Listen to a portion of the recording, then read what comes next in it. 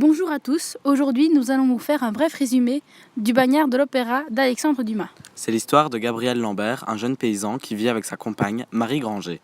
Les deux amoureux n'ont qu'une seule idée en tête, c'est d'aller à Paris pour s'enrichir et ne pas devenir fermier comme la plupart des personnes de leur village. Gabriel avait un avantage sur Marie pour pouvoir s'enrichir. Il avait un don, un talent magnifique de copiste. Il copiait tout ce qu'il voyait à merveille et à la précision. Son don n'est pas passé inaperçu aux yeux des autres et il a vite réussi à gravir les échelons pour au final trouver un travail chez un banquier à Paris. Seul souci, il doit partir sans Marie. Arrivé à Paris, Gabriel donnait de moins en moins de ses nouvelles à Marie jusqu'à ne plus en donner du tout. Marie était à la fois triste et apeurée, car elle était enceinte et à l'époque une femme enceinte sans père était un signe de déshonneur.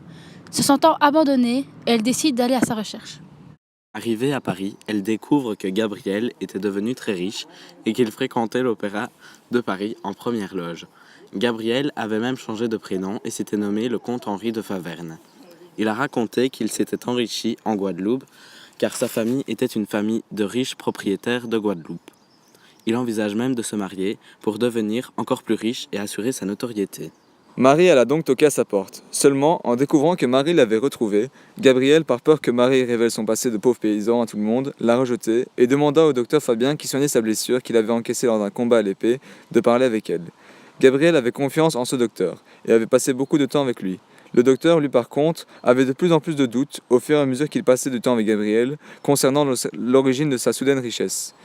Et ces doutes vont être confirmés par Marie qui lui a raconté toute l'histoire de Gabriel. En effet, Gabriel n'était qu'un faux monnayeur. Il copiait des billets et s'enrichissait de cette manière.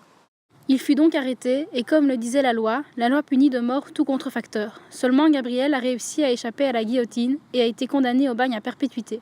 Malgré tout, Gabriel se pendra quelque temps après son arrestation. Et c'est là que s'achève l'histoire du plus grand artiste qu'il ne soit.